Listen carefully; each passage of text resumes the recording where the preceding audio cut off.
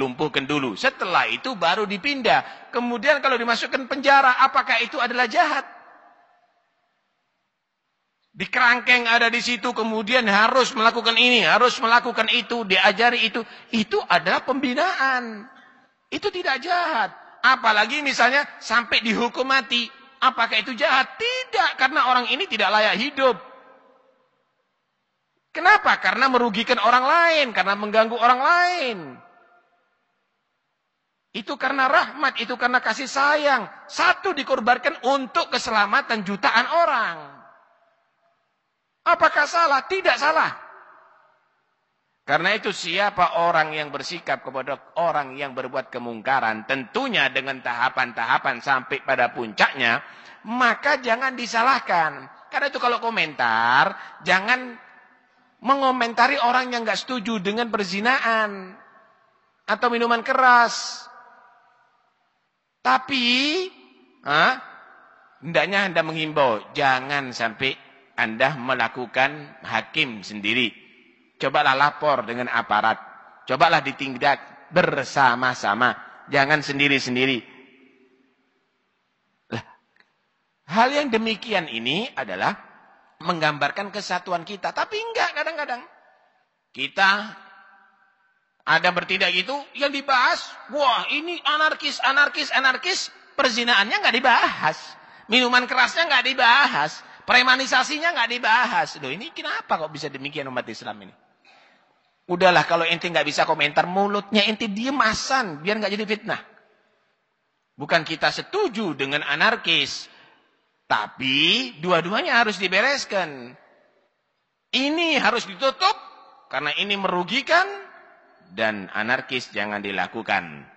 Bina orang yang anarkis untuk bisa tadi itu bekerja sama dengan pihak-pihak yang sudah menjadi tugasnya dan jangan dilakukan perbuatan-perbuatan kemungkaran tadi itu semakin bebas. Orang mukmin nggak mungkin akan setuju dengan itu, nggak bisa.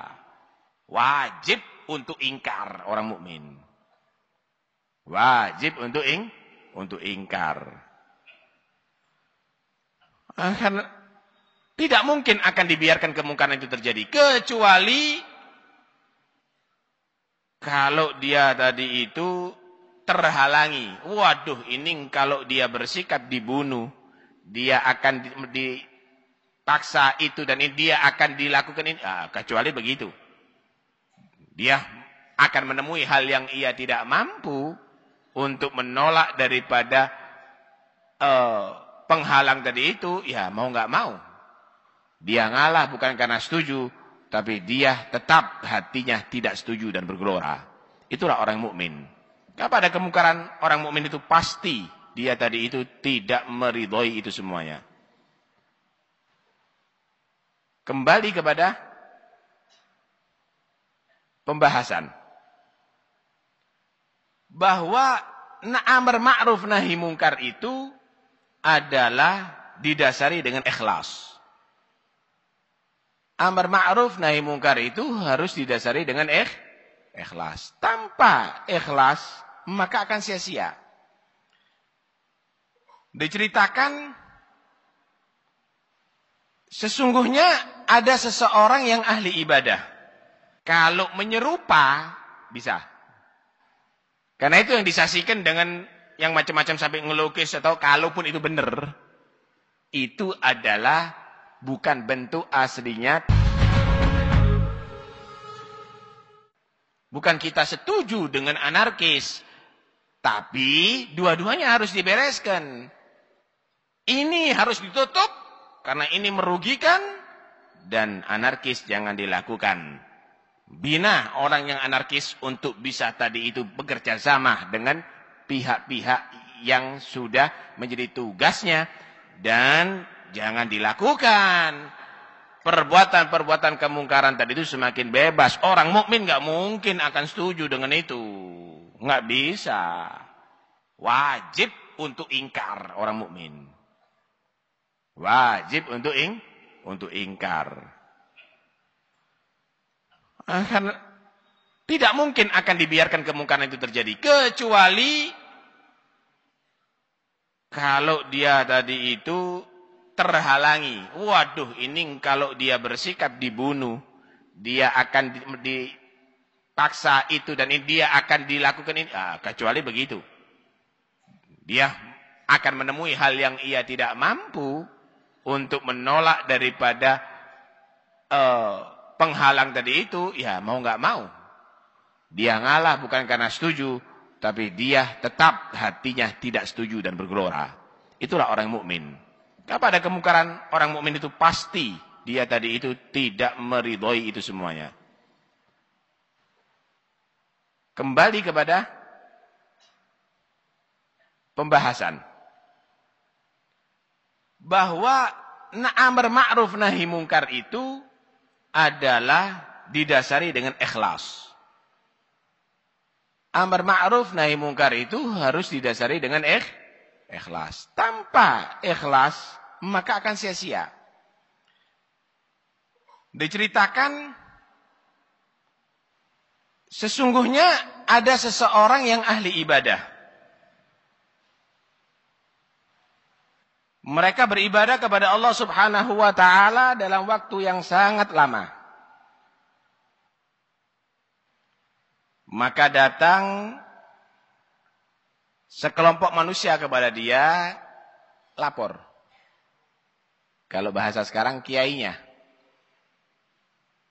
Tokoh masyarakat, Pak Yai.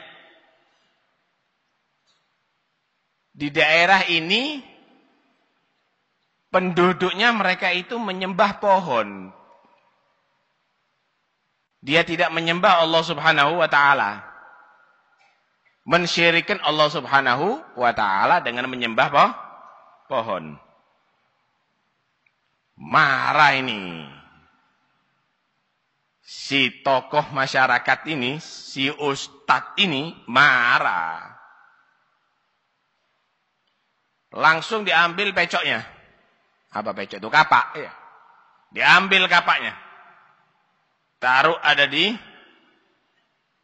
pundaknya. Langsung menuju ke pohon. Mau ditumbangkan. Ini tumbangkan aja pohonnya sekali. Kalau ditumbangkan pohonnya, berarti sudah nggak ada yang disembah lagi. Nekat.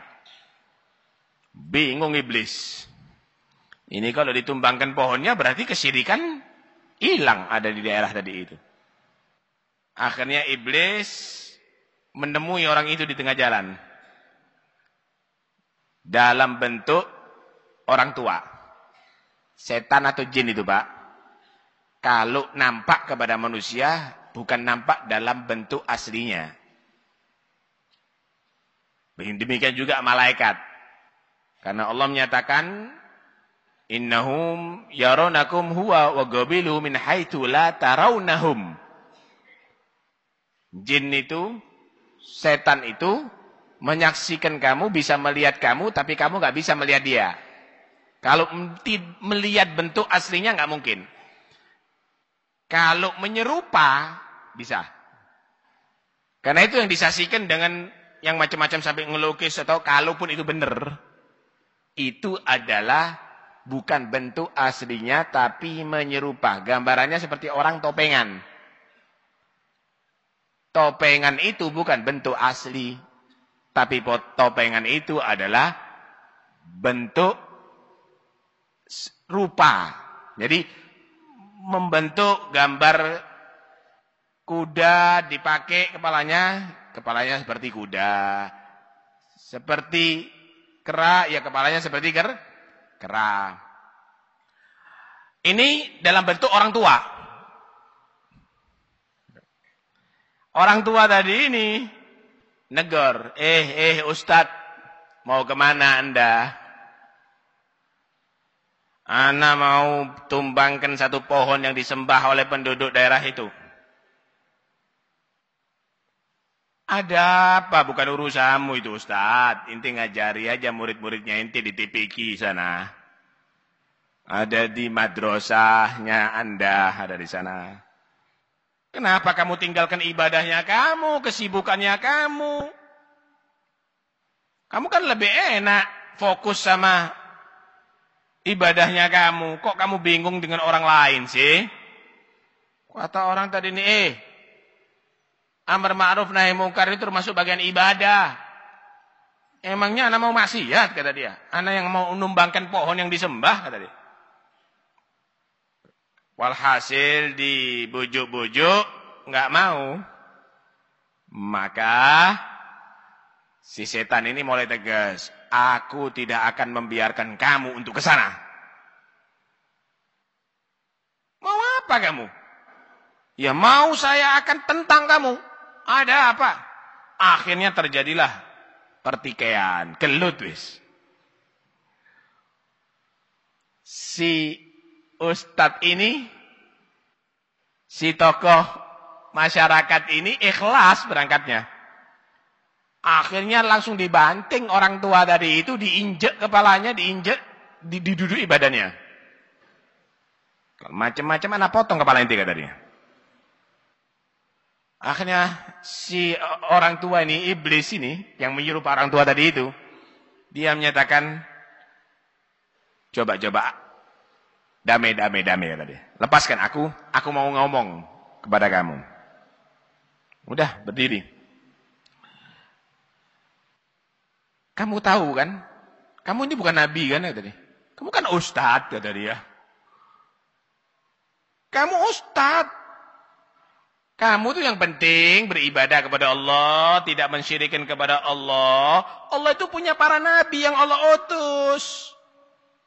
Ya biar nabi aja yang melakukan itu. Ada apa ini bukan tugasnya kamu?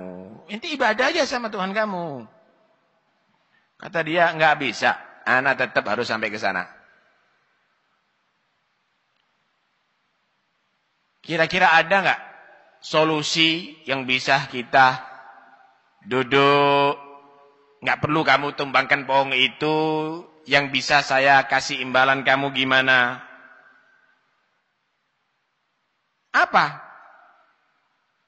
Gini. Pak Ustadz, kata dia. Saya tahu Anda ini orangnya nggak punya apa-apa.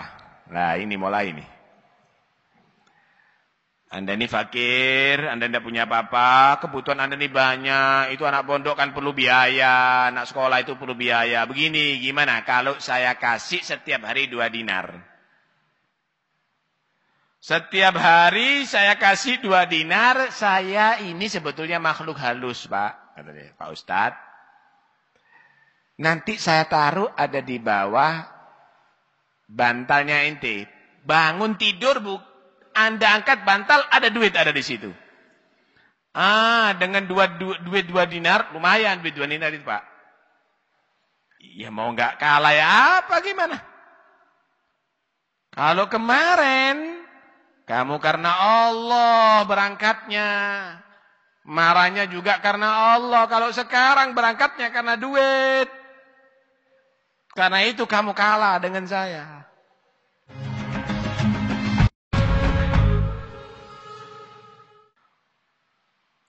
Si ustadz ini, si tokoh masyarakat ini ikhlas berangkatnya. Akhirnya langsung dibanting orang tua tadi itu, diinjek kepalanya, diduduki badannya. Macam-macam anak potong kepala inti katanya. Akhirnya si orang tua ini, iblis ini, yang menyuruh orang tua tadi itu, dia menyatakan, coba-coba, damai kata dia. Lepaskan aku mau ngomong kepada kamu. Udah, berdiri. Kamu tahu kan? Kamu ini bukan nabi kan, kata dia. Kamu kan ustadz, kata dia. Kamu ustadz. Kamu tuh yang penting beribadah kepada Allah, tidak mensyirikkan kepada Allah. Allah itu punya para nabi yang Allah utus. Ya biar nabi aja yang melakukan itu. Ada apa ini bukan tugasnya kamu? Inti ibadah aja sama Tuhan kamu. Kata dia, nggak bisa. Anak tetap harus sampai ke sana. Kira-kira ada nggak solusi yang bisa kita duduk, nggak perlu kamu tumbangkan pohon itu, yang bisa saya kasih imbalan kamu gimana? Apa? Gini. Pak Ustadz, kata dia. Saya tahu Anda ini orangnya tidak punya apa-apa. Nah, ini mulai nih. Anda ini fakir, Anda tidak punya apa-apa, kebutuhan Anda ini banyak, itu anak pondok kan perlu biaya, anak sekolah itu perlu biaya. Begini, gimana kalau saya kasih setiap hari 2 dinar? Setiap hari saya kasih 2 dinar, saya ini sebetulnya makhluk halus, Pak. Kata dia, Pak Ustadz. Nanti saya taruh ada di bawah bantalnya ente. Bangun tidur, Anda angkat bantal, ada duit ada di situ. Dengan duit 2 dinar, lumayan duit 2 dinar itu, Pak. Kamu bisa membiayai diri kamu, keluarga kamu, kemudian kamu bisa membiayai murid-muridnya kamu, kan enak. Di situ kamu kader murid-muridnya kamu, bisa jadi dai, jadi ustadz-ustadz, hebat kan? Daripada kamu potong pohon ini, nggak pantas ini ustadz, mau masa bawa pecok ustadz? Biarlah itu pohon ada di situ. Nanti kamu bisa didik orang-orang tadi itu supaya meninggalkan ibadah pohon. Mikir ustadz ini, duit. Ya penting duit itu. Biasanya ustadz kalah ambil duit biasanya ya. Duit ya penting, iya. Lah kalau saya kebutuhan saya tercukupi, murid saya tercukupi, keluarga saya tercukupi, wah ini bagus dah, enak. Tidak terganggu, fokus dakwahnya saya. Bener ya? Kamu janji ya? Iya janji kata dia. Udah. Pulang, bangun tidur, dilihat ada di bawah bantalnya 2 dinar. Oh, hari itu sukses. Hari kedua, dilihat ada. Hari ketiga, dilihat ada. Hari keempat, dano. Emosi. Lain ini. Emosi yang pertama karena Allah. Emosi yang kedua karena duit. Paham ya? Emosi marah. Oh, mau ingkar janji, ambil pecok lagi. Tak tumbangkan sekarang. Di tengah jalan ketemu sama si orang tua. Mau kemana Ustadz? Mau anak tumbangkan itu pohon. Katanya sih, kalau dulu saya kalah, sekarang saya bisa ngalahkan kamu Ustadz. Kata dia. Udahlah jangan macam-macam. Ada apa? Duel, dibanting Ustadznya. Sama orang tua ini. Diinjek kepalanya, dia yang duduk ada di atas dadanya. Nih mau apa ente? Mana bunuh ini? Ntar damai kata dia. Ntar. Kok kemarin saya menang berapa hari yang lalu dengan Anda? Kok sekarang saya kalah? Kok lemah? Kata dia. Ya mau nggak kalah ya apa gimana? Kalau kemarin kamu karena Allah berangkatnya, marahnya juga karena Allah. Kalau sekarang berangkatnya karena duit, karena itu kamu kalah dengan saya.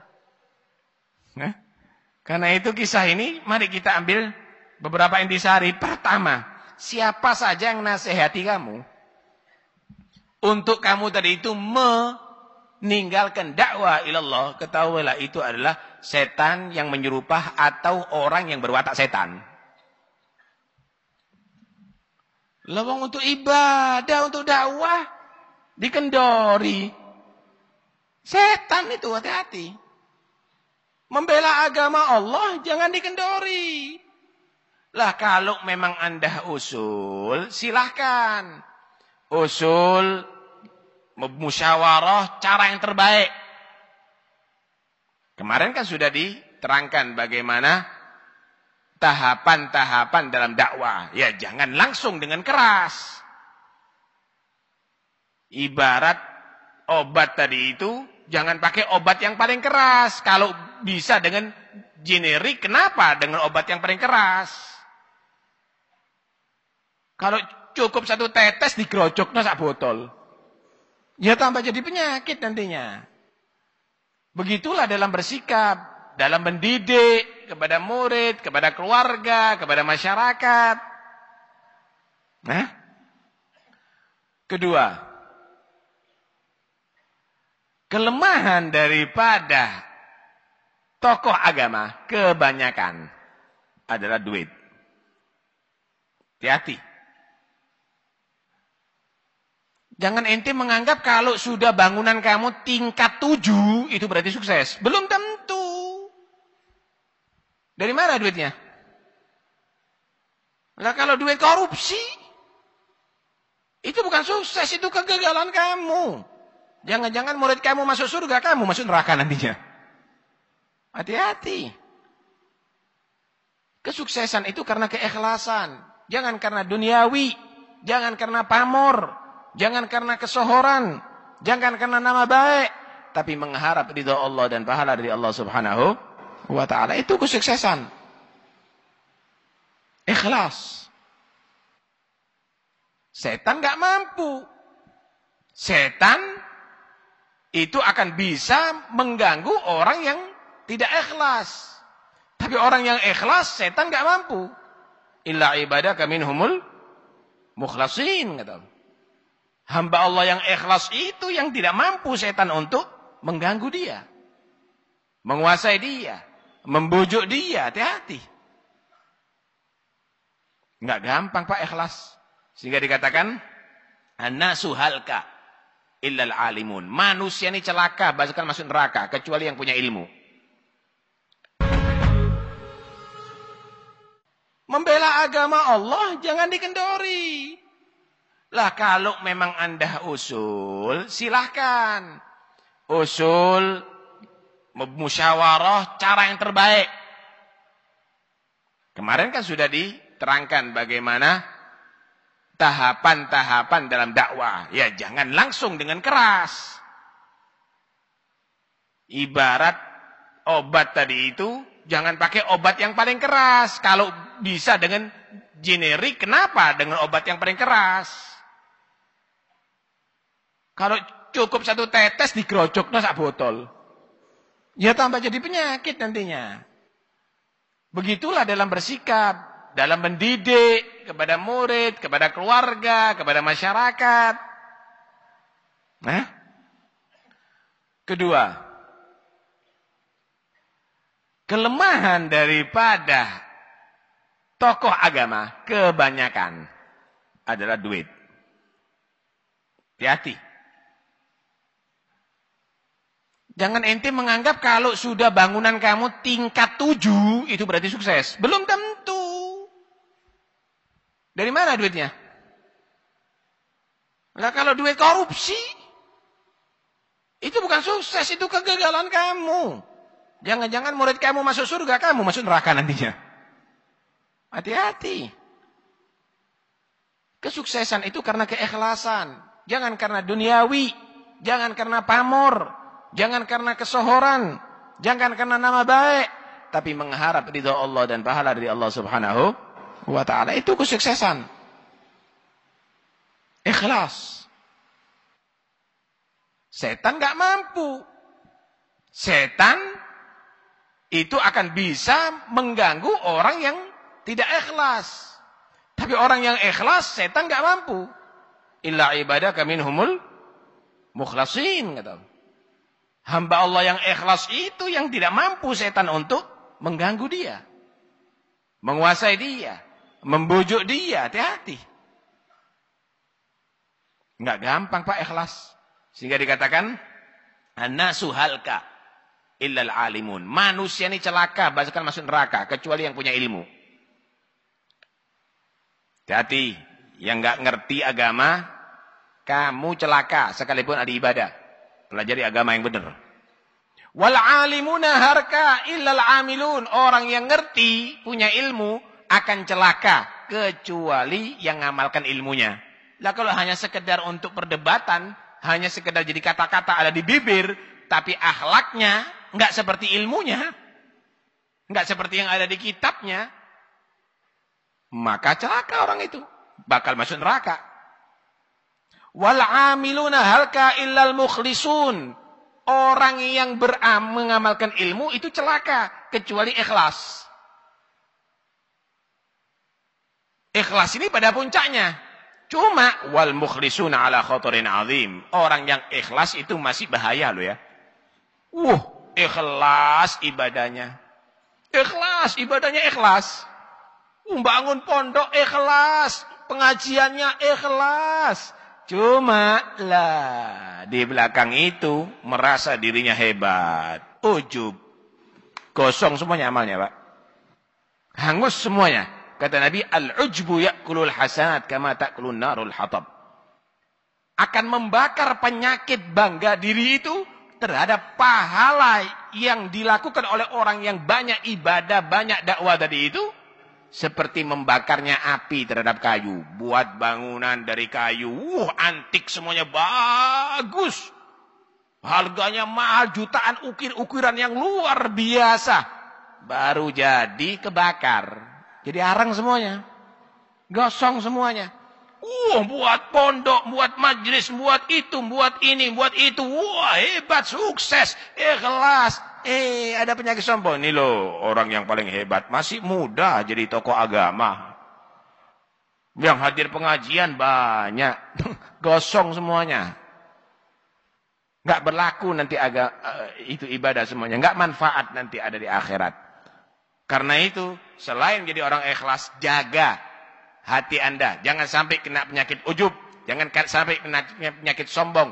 Tetap Anda tawadhu. Tetap sekalipun banyak amal dan ikhlas, menjadi orang yang takut kepada Allah Subhanahu wa ta'ala. Yang terakhir, dari cerita tadi itu, hendaknya kamu tadi itu dalam adanya kemungkaran bereaksi dalam pertama.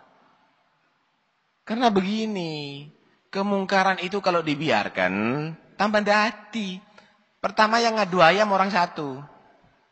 Diem mulutnya seluruh desa. Akhirnya orang 20. Akhirnya preman-preman datang semuanya ngadu ayam di situ. Diem semuanya. Enggak ada yang berani. Langsung ditangani. Ketika langsung ditangani, udah berhenti saat itu juga. Karena itu, kalau kelihatan kemungkaran di daerah kamu, langsung ditangani. Langsung lapor RT, RW, kepala desa, polsek, koramil. Datangi mereka. Pak, lapor. Di sini ada perjudian. Di sini ada minuman keras. Di sini ada melakukan itu, melakukan ini. Lapor kepada mereka. Kalau nggak ditangani, tambah berkembang, tambah kuat, tambah kuat. Wah, di desa sana, misalnya daerah Watestani, itu daerah banyak perjudian itu dan ini. Asalnya itu sabung ayam biasa. Akhirnya jadi pusatnya di sana. Wah, ada di pasar Gading, ada perjudian. Asalnya orang dua, sekarang nongkrong ada di sana banyak. Kenapa? Diem. Nggak boleh diem umat Islam. Nggak boleh diam. Anda harus berbicara. Kalau Anda masih punya iman, kalau Anda masih punya tawakal kepada Allah Subhanahu wa ta'ala, ngomong, lapor, begitu lapor. Nggak ada masalah, apa salahnya lapor? Wah, nanti kalau saya dibunuh, udahlah. Orang yang membunuh itu juga takut kok. Itu bukan macan. Nggak mikir mati kalau macan. Itu bukan singa, nggak mikir mati. Kalau manusia dia masih mikir juga. Ketika kamu menjadi penakut, maka preman akan berani untuk menindas kamu. Ketika kamu menjadi orang yang tawakal kepada Allah, Allah akan jadikan dia akan hormat dan takut kepada kamu. Man khafallah, khafahu kullu syai', kata Nabi. Siapa yang takut kepada Allah, maka seluruh yang ada di alam ini akan hormat kepada dia, takut kepada dia. Wa man lam yakhafillah, siapa yang tidak takut kepada Allah, akhafahu kullu syai', maka akan dijadikan takut oleh segala sesuatu. Ojo kena preman, kecoa beti. Karena itu tawakal kepada Allah Subhanahu wa ta'ala. Tapi sekali lagi, dengan tahapan-tahapan dakwah yang sudah diterangkan pada pengajian yang lalu. Ini terusan nih, Pak. Jadi duduk anamnya, bukan pengajian ini menyatakan, ayo kita bom, ayo kita bakar. Kita nggak setuju. Kita lapor. Ngomong tok lapor tok iki wedine. Ya? Ini hal yang demikian ini akan membuat mereka yang bermaksiat kepada Allah semakin menjadi-jadi. Mudah-mudahan insyaallah Allah bangkitkan perasaan iman dan cinta kepada Allah dalam hati kita, peduli dengan lingkungan kita, dan mudah-mudahan insyaallah kita semua jadikan hamba-hamba yang soleh. Allah jauhkan daripada segala bentuk maksiat. Yang bermaksiat, mudah-mudahan Allah buka hatinya, dijadikan mereka orang yang bertobat. Amin Allahumma amin. Amin Allahumma amin. Untuk meninggal dunia, mudah-mudahan Allah ampuni segala dosa dan kesalahannya. Untuk yang sakit, Allah subhanahu wa ta'ala beri kesembuhan dengan segera. Untuk yang hamil, mudah-mudahan melahirkan dengan selamat anak yang akan dilahirkan dan yang sudah ada.